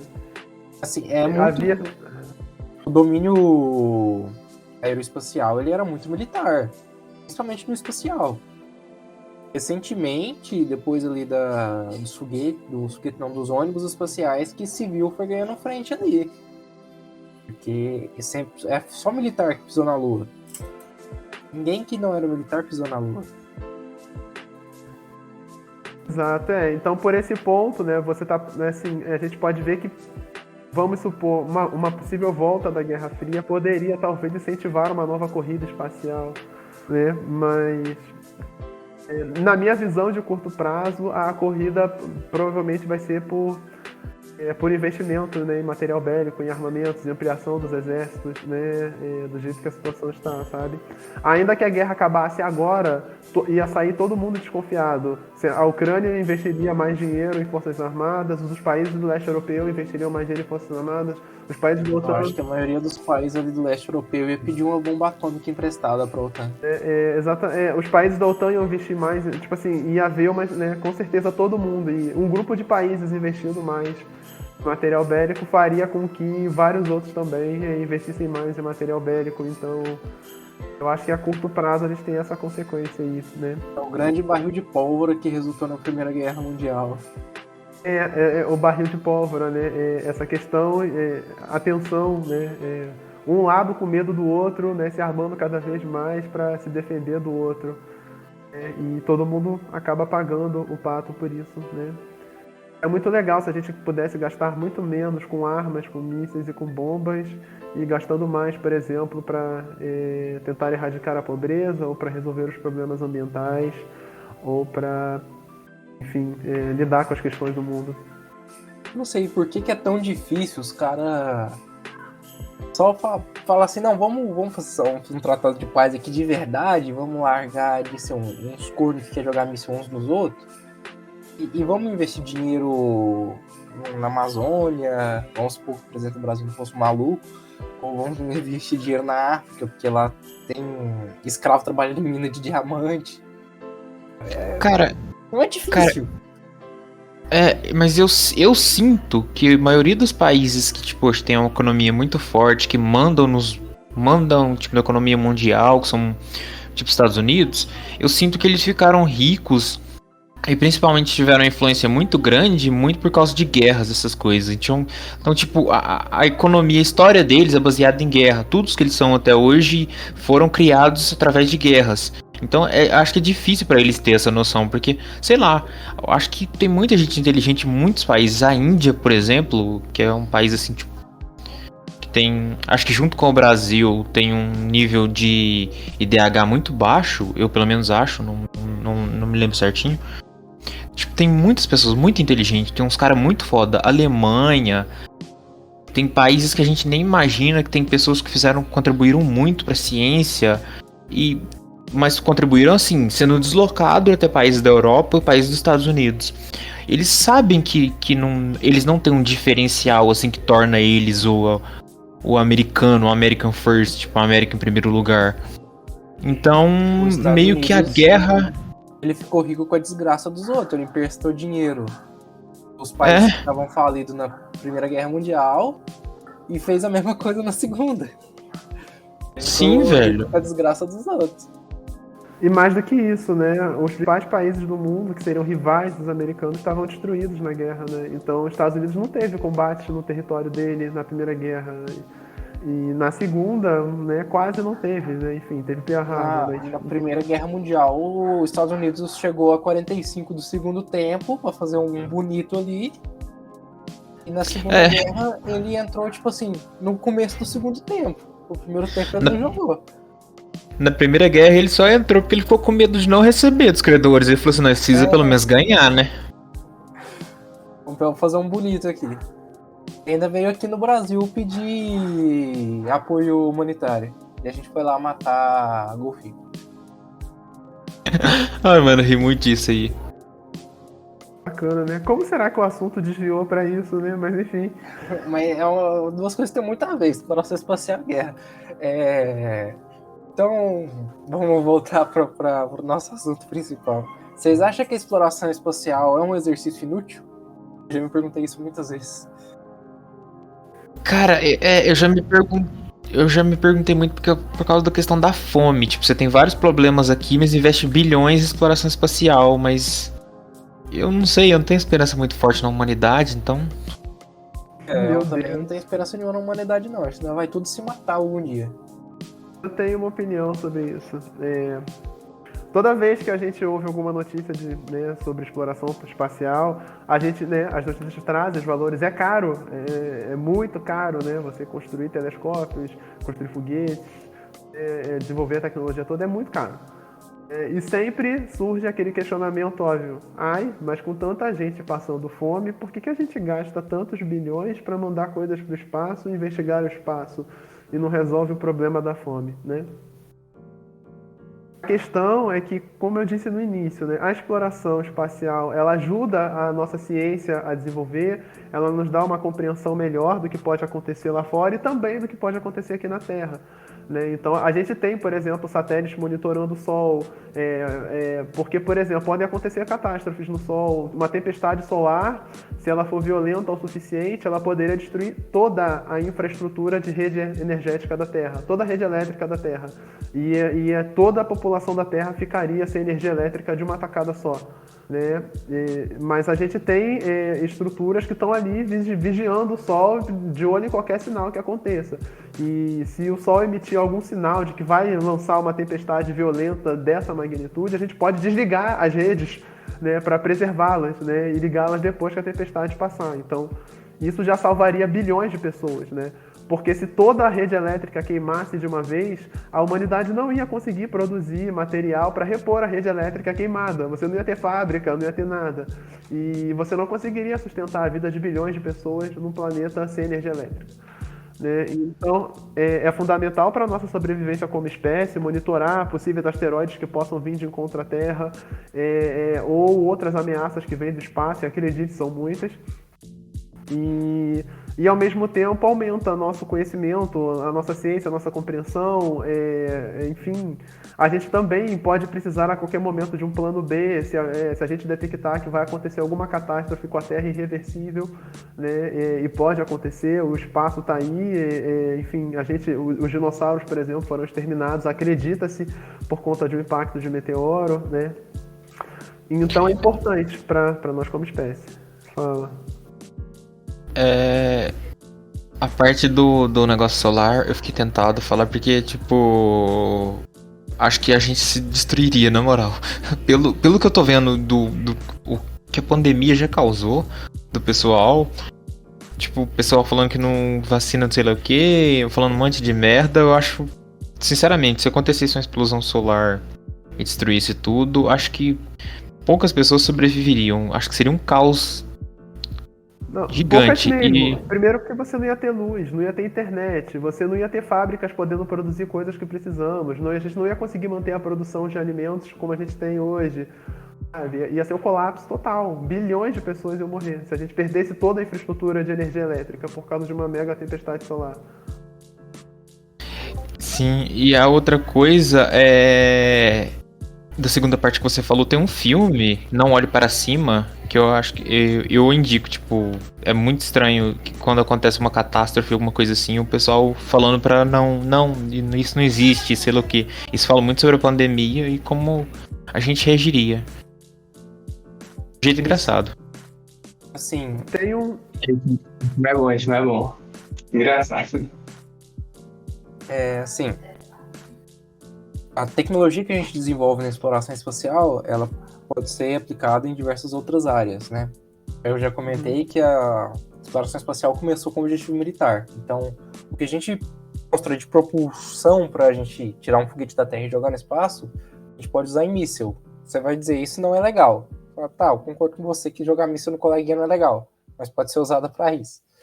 E a gente, nos telescópios, eles pegam frequências de ondas. Eu comentei que o James Webb lá, ele vai pegar uma frequência de onda e só estruturas orgânicas conseguiriam emitir. A gente pode aplicar isso em uma escala muito menor, uma escala microscópica, procurar frequências de ondas de vírus e bactérias na saliva, no sangue. Ok, essa tecnologia não surgiu por James Webb, ela já existia antes. Mas a gente percebe que a gente pode usar evoluir essa tecnologia, tanto para usar no espaço, quanto para usar em pesquisa farmacêutica na Terra. O Kapton é um material, parece papel alumínio, só que ele reflete muito mais o calor. Então, uma pessoa que está morrendo de hipotermia, por exemplo, se você enrolar ela com Kapton, ela vai manter o calor dela melhor do que se enrolasse com papel alumínio e cobertor. Não sei o que eles usam no hospital, mas é um trem que parece papel alumínio e ele joga um cobertor por cima. Então, assim, nem toda tecnologia... satélite a gente está usando para internet hoje em dia. Não é tão bom quanto a de cabo, mas quebra um galho, principalmente se você estiver no meio do oceano. Então, quebra um galho, quebra uma tora, né? Porque ela é mais lenta, mas nem tão mais lenta assim. A perda não é tão grande. Então, assim, o que a gente investiu na exploração espacial, nem tudo foi dinheiro jogado fora. A gente conseguiu aproveitar, seja a exploração espacial em si, com os satélites, com o desenvolvimento científico, mas quanto os subprodutos que a gente teve, a tecnologia, seja militar, seja da área farmacêutica, seja de outras áreas de pesquisa da física ou da engenharia. A gente pode usar, por exemplo, a tecnologia que a gente desenvolveu para a engenharia espacial, ou usar na engenharia aeronáutica, por exemplo. Nem tudo são percas. Eu acho que, na verdade, não há perda, né? Porque a gente tem pesquisas sendo feitas, né? A humanidade está avançando graças a isso. E para rebater esse argumento, né, também do dinheiro, as pesquisas espaciais são caras, sim. E todo mundo gosta de olhar e falar, ai, por que estamos gastando tanto dinheiro nisso? Mas, por exemplo, ninguém contesta o lucro dos bancos, né? Os bancos, eles lucram muito mais do que os gastos em pesquisas espaciais. E ninguém acha estranho, né? Então, se o Bank of America ganha 20 bilhões de dólares em um ano, ninguém acha estranho uma instituição ganhar 20 bilhões de dólares em um ano. Mas acha estranho se a gente gastar 1 bilhão de dólares para fazer uma pesquisa lá em Marte. Sabe? É curioso. Ninguém fala, puxa, o Bank of America está ganhando 20 bilhões de dólares e um monte de gente está passando fome. Por que a gente não pensa em como usar esse dinheiro para ajudar a erradicar a fome? Ninguém contesta isso, sabe? Isso é um banco só. Né? Se você juntar os maiores bancos, as maiores petrolíferas, sabe, as empresas que ganham vendendo armas e etc. Você tem lucros aí multibilionários, mas ninguém para e contesta e fala, ai caramba, esse dinheiro poderia estar sendo usado para combater a fome. Todo mundo acha normal um grupo muito pequeno de pessoas ter mais riqueza do que metade do planeta junto. Sabe? Isso ninguém contesta, mas na hora que sai a notícia, vai custar 1 bilhão de dólares para mandar o telescópio lá para explorar Saturno. Aí todo mundo, caramba, 1 bilhão jogado fora, por que não usa esse dinheiro para acabar com a fome, com tanta gente passando fome, etc. Então é uma certa hipocrisia isso, né? Se as pessoas realmente estivessem tão preocupadas com a fome assim, a gente discutiria. Existem recursos sim para melhorar o planeta, para a gente tirar mais de quem tem muito e não precisa e dar mais para quem tem pouco e precisa, né? Então eu sempre fico irritado quando eu escuto esse argumento de ai caramba, tanta gente passando fome e a gente gastando dinheiro com o espaço. Muito mais dinheiro está indo parar no bolso de pessoas que estão lucrando às custas da miséria alheia e essas pessoas nunca vão gastar esse dinheiro todo que elas têm e ninguém faz nada, sabe? A gente não taxa essas fortunas, né? Não deixa as pessoas acumularem bilhões, sabe? No mundo em que pessoas morrem, sabe, de fome, que não tem esgoto, que não tem saneamento básico, né? É isso. E seguindo mais ou menos a sua linha de raciocínio, essas pessoas aí, entre aspas, né, entre várias aspas, aqui elas ganham o dinheiro delas honestamente. E o dinheiro que só é desviado da mão de governo corrupto? Isso é um dinheiro tomado praticamente à força, seja do rico, seja do pobre. A gente percebe que o pobre cada vez se ferra mais nessa história. E o dinheiro só não volta. A gente não vê ele sendo usado nem para combater a fome, nem para fazer saneamento básico nos lugares. A gente não vê, tipo, nem eles gastando com eles mesmos. A gente só vê o dinheiro sendo desviado. E, tipo assim, a gente não vê melhoria, por exemplo, uma reforma do Palácio do Planalto lá. Vamos passar um alemão de tinta aqui. A gente tá gastando pra gente mesmo, a gente não tá desviando, sabe? Não, é só é desviado mesmo. Só vai parar na mão de vagabundo a troco de ator. Aí você tá falando dos buracos negros que existem, né, da corrupção, que sugam o dinheiro entra no buraco negro e não sai. Já era. É um buraco negro mesmo, não dá nem pra rastrear. Porque bateu no buraco negro já era, virou parte dele, não dá, né? A matéria que cai lá já era. Né? Enfim, são questões, né? Mas mesmo ganhando dinheiro honestamente, entre aspas, né? É justo, sabe? Por que a gente não taxa isso? Ou como é que a gente deixa, sabe, instituições ou pessoas ganharem bilhões por ano e não taxa e não pega... As pessoas não vão precisar desse dinheiro todo, sabe? Não vão usar esse dinheiro todo, sabe? Por que a gente não pode taxar isso? Essas pessoas não vão sentir falta, né? 20 bilhões de dólares, a gente pega metade disso, sei lá, né? A pessoa vai ficar só com 10. Legal, não vai fazer falta 10 bilhões para quem já tem 10 bilhões. E não usa isso, sabe? Mas isso a gente não discute, né? Aí a gente vai entrar numa série de discussões aqui, os ricos não gostam de ser taxados, né? Se eles forem taxados, vão dizer que a economia vai pro brejo, né? Que as fábricas vão fechar e etc, etc, etc, né? Bom, eu sei o seguinte, diante disso tudo, eu sou muito apaixonado pelo universo, sabe? Sou muito apaixonado pelo espaço e pelos mistérios e eu tenho esse sonho, sabe? De ajudar a humanidade a desvendar esses segredos, esses mistérios.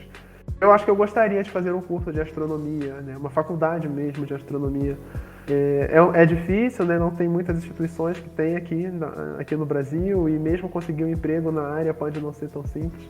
Mas eu tenho esse sonho, de repente um dia, né, quando eu estiver lá me aposentando, quem sabe, né, eu vou estudar astrofísica, vou montar meu próprio observatório dentro de casa, né, sabe-se lá como, com que dinheiro de aposentado, mas vou olhar para as estrelas, né, vou descobrir estrelas e asteroides e quem sabe, né, planetas e me dedicar nesse hobby. Eu acho que é um hobby muito legal, é algo, né, muito fascinante.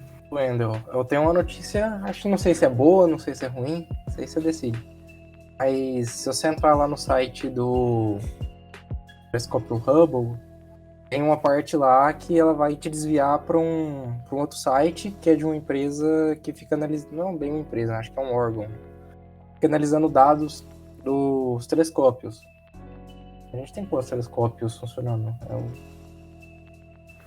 Não só, acho que é só o Hubble que tem funcionamento. Telescópios espaciais, não, o tem Spitzer já vários. foi pro saco há muito tempo. O Kepler também. Enfim.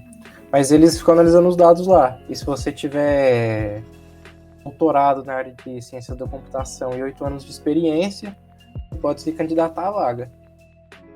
Bacana, né? Vou considerar, né? Mas eu quero mesmo não só analisar, eu quero ver mesmo, sabe? Observar, entendeu? Traçar teorias, né? Enfim, é muito louco, né? Também tem uma vaga similar a essa, de análise de dados também, mas não pro pessoal da ciência da computação, mas pro pessoal da física. Aí você precisaria de ter um curso de física, de astronomia ou afins. A experiência... Se você não tiver o doutorado, de 8 a 10 anos de experiência, e com doutorado você nem precisa ter experiência, não. Mas aí o doutorado em física ou astronomia. Tá valendo, né? Quem sabe, de repente ainda entra numa graduação em física, né? Enfim, astrofísica, tamo aí, física computacional, né? O céu é o limite, né? O céu é o limite. Um assunto pra gente encerrar a nossa conversa de hoje. Turismo espacial. Não vamos entrar no mérito se é certo ou errado, mas vocês iriam? Vocês iriam pra Lua ou a Marte, supondo que desse pra voltar, né? Porque por enquanto não dá. E a gente não tem previsão de quando vai dar pra voltar. Assim, pra Lua dá pra ir e voltar. Ou ficar 15 minutinhos em órbita, num foguete de formato fálico. E... Vocês têm essa vontade? Vocês têm coragem? Olha, eu adoraria visitar a Lua, né? Adoraria visitar Marte, mas eu não iria na primeira leva não, entendeu? Eu ia deixar algumas levas de pessoas irem e voltarem para eu meio que sentir que é mais ou menos seguro e aí, quem sabe, juntar meu dinheirinho para conseguir ir, né? Porque com certeza vai ser bem caro, né? Não quer dizer nada, Wendel. Ficou mais de 20 anos sem acidente com um ônibus espacial e o Columbia explodiu em 2003. Pois é, não quer dizer nada, né? Mas de qualquer maneira eu vou tentar, né? Eu vou ver os outros primeiro. Entendeu? Deixa a galera que tem dinheiro pagar os milhões para ir na frente, testar bem o sistema. Isso aí é um teste bom, viu? Porque um bilionário lá em cima com a vida em risco e não morrer, não dá nada, aí sim. Aí depois eu vou, não. O Jeff Bezos foi, né? Ele foi o primeiro aí na Blue Origin. Eu tinha tanta confiança que ele ia conseguir pousar em terra, coisa que nunca tinha acontecido. O humano pousar em terra e voltar em segurança que ele foi. Ele foi o primeiro aí. E pode ser só um primeiro caminho, né? O turismo espacial, né? Se a gente ficar bom o suficiente, a gente pode começar a construir estações no espaço e começar a construir estruturas, né? Estruturas mais avançadas, né? Então, por exemplo, a gente teve um físico teórico chamado Freeman Dyson lá na década de 1960, e que ele teorizou que haveria um determinado momento que uma civilização muito avançada não ia mais conseguir extrair energia dentro do planeta. A gente ia precisar de tanto... A nossa demanda energética ia ser tão alta que a gente não ia conseguir gerar energia suficiente, né, sem acabar com o planeta. Então ele teorizou que a gente poderia captar energia indo direto na fonte, indo direto nas estrelas. Então, por exemplo, é como se a gente construísse uma estrutura em volta do Sol para captar energia solar ali em volta, sabe? Falando bem a grosso modo, uma maneira bem rudimentar, como se a gente, por exemplo, botasse placas solares lá perto do Sol mesmo. Em vez da gente botar elas aqui na Terra para gerar energia aqui, a gente constrói uma estrutura em volta do Sol e capta energia lá mesmo, sabe? É a civilização de nível 1, né? Quando ela começa de nível 0 é a que a gente tá. A gente mal compreende a estrutura. Aí de nível 1 é quando ela começa a explorar energeticamente a estrela. E a de nível 2 é quando ela começa a explorar energeticamente a galáxia. Muito louco isso, né? É muito louco. Aí, tipo assim, ele propôs uma estrutura que seria tipo uma teia de aranha, um negócio em volta da estrela que para captar energia direto ali na fonte, sabe? Porque a energia que o Sol está emitindo é tipo assim, infinita, entre aspas. Né? Uma energia muito maior do que a gente pode sonhar e imaginar. A energia que o Sol produz Comparado em um com a segundo. vida humana, a energia do Sol é infinita. Exatamente. Então, uma civilização avançada precisaria fazer algo do tipo, né? E aí, só a título de curiosidade, né? Em 2015, os astrônomos observaram uma coisa muito estranha na constelação de Cisne, né? Uma das estrelas da constelação de Cisne, a KIC 866, sei lá o quê, ela tinha algo esquisito. Ela tinha... as observações feitas daqui mostravam que parece que ela tinha uma espécie de estrutura artificial sendo construída em volta dela. O que é muito louco, sabe? E algumas pessoas começaram a teorizar que talvez fosse uma civilização alienígena construindo uma estrutura, como a que o Dyson falou, em volta da estrela para captar a energia dela. Mas essa estrutura aparentemente estaria em construção nesse instante. Ou, tipo assim, nesse instante não, né? Que a gente recebe a luz com atraso. Né? Exatamente. No momento que a gente observa, que a gente está observando, a estrutura estaria sendo construída em volta da estrela KIC, lá na constelação de Cisne. E, assim, a gente não pode afirmar com certeza que é uma estrutura artificial, mas é algo bem estranho que nunca tinha sido observado antes em nenhum outro objeto do espaço, e parece ser uma estrutura artificial sendo montada nesse instante em volta da estrela para captar a energia dela, o que é muito louco. Você falou que o que o turismo espacial pode ser tipo, só um primeiro passo, mas o pessoal já está estudando a ideia de construir um hotel espacial, tipo uma estação espacial internacional, aqui um hotel, você paga lá e você fica morando lá uns, sei lá, no tempo. Mais de 6 meses eu acho difícil, mas tipo, você mora lá um tempinho. Porque a gente vai precisar. Se a gente fosse realmente construir uma estrutura dessas no espaço, a gente ia precisar, né? Ter alojamento, né? Enfim, operários e montar essa estrutura. Cara, é algo inimaginável, assim, a gente chegar nesse ponto de conseguir montar estruturas no espaço, sabe? Montar estações em que, de repente, naves nossas pudessem parar para passar um tempo, abastecer, sei lá como. Ou estruturas mesmo para mineralizar asteroides, né? Porque muitos asteroides são ricos em minérios e alguns que são raros na Terra. Ou mesmo construir uma estrutura dessa em volta do Sol ou de alguma outra estrela, né? Para captar energia. Né? De alguma outra estrela, mas a estrela mais perto está 4,2 anos-luz. A estrela mais perto está 4... exatamente, né? A estrela mais perto está 4 anos-luz. A gente teria que lidar com esse problema. Viajando na velocidade da luz, a gente levaria mais de 4 anos para chegar lá.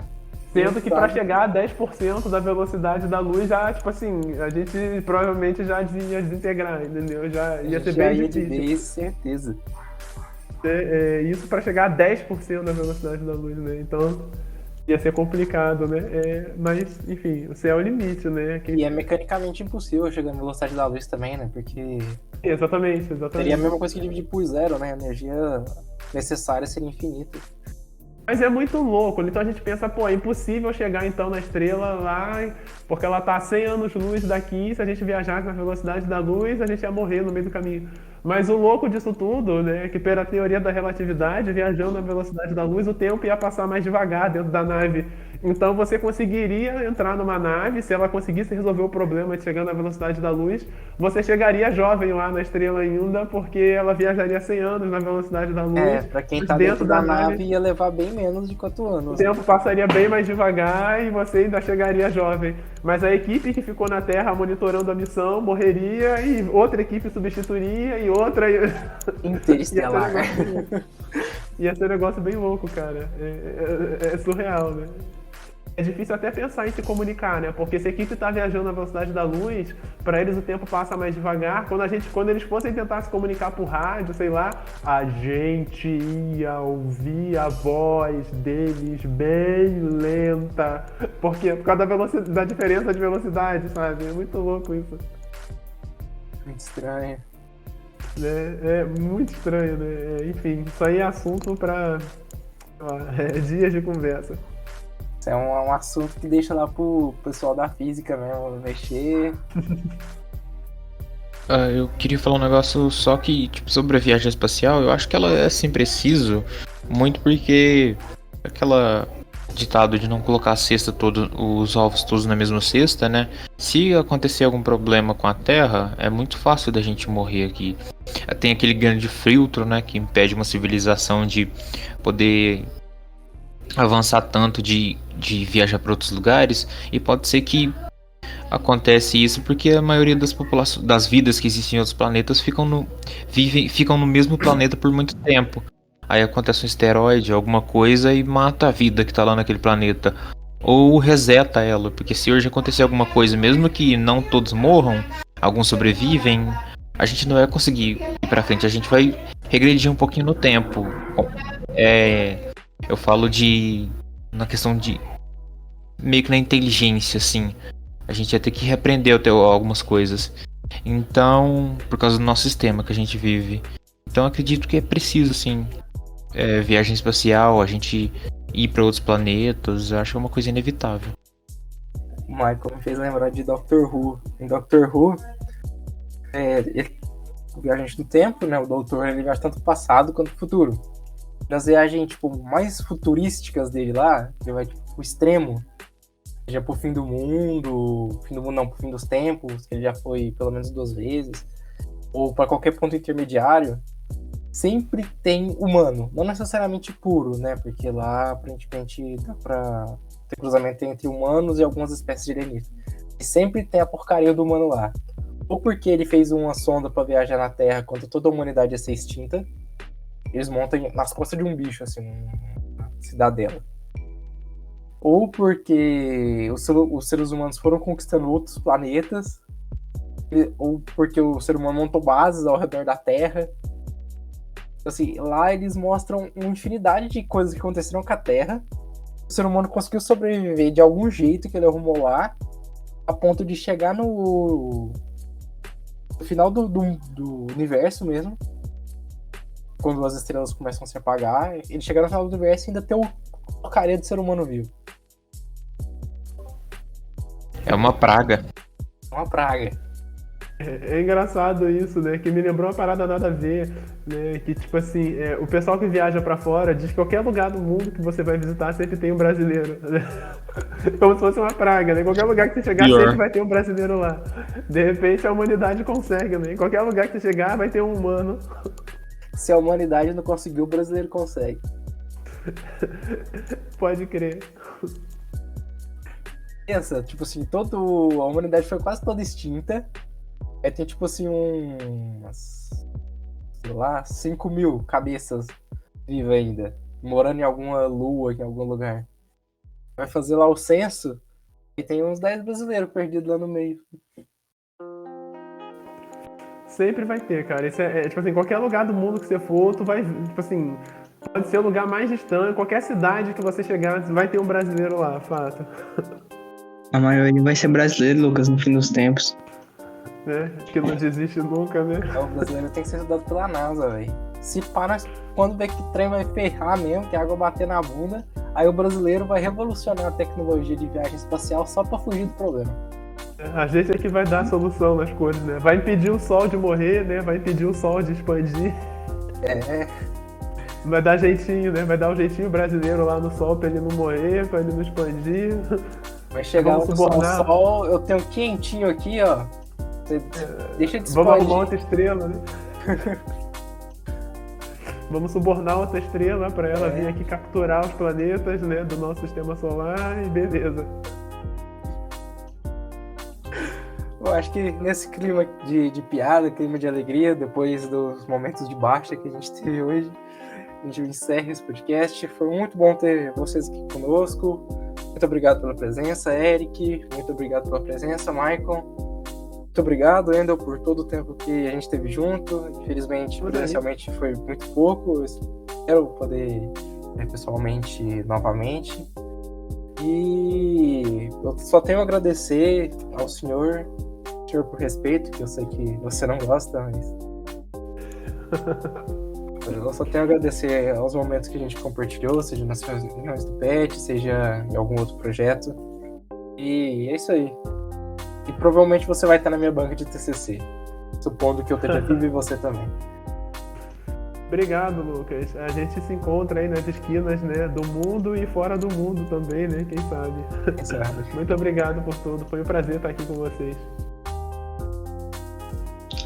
Eu também queria agradecer o Wendel, todo o tempo que que eu estava no PET, foi muito legal, ele como tutor, ele me ensinou muitas coisas. Ele é um cara que eu admiro, que ele consegue ser sério também, né? Ele é sério, mas ele é brincalhão, ele passa com o que ele sabe de uma forma descontraída e é o jeito mais, eu acho que é o jeito mais interessante que eu acho de ensinar alguém. Você tenta ensinar a pessoa não de um jeito engessado, um jeito mais simples e fácil da pessoa aprender. E ele ensina desse jeito. E eu admiro ele muito porque ele já trabalhou no Google, galera. Você não tá entendendo. O cara é bravo. Ele que vai ser uma das últimas pessoas que vão estar lá na Lua. Quer dizer, se ele estiver vivo, né? Na Lua não, né? Pra outro mundo aí, pra outro espaço, pra outro planeta. Vai que dá bom, vai que dá bom. Você sabe. Mas é um cara muito... Eu admiro muito. Você é um cara legal, mano. Obrigado aí por fazer parte da minha formação acadêmica. Obrigado. Você me ajudou muito. Eu que agradeço, né? E agradeço também. Você também é um cara que ajudou muito a mim, ao grupo, né? Obrigado aí pela sua trajetória com a gente, né? Que prazer receber esse depoimento. Né? E você também aí tem uma trilha de sucesso imensa aí pela frente, agora que você tá para defender esse TCC, né? Que tá parecendo obra de igreja, que não acaba, mas agora eu sei que vai acabar. E sucesso na sua vida. Obrigado. Então é isso, valeu e tchau!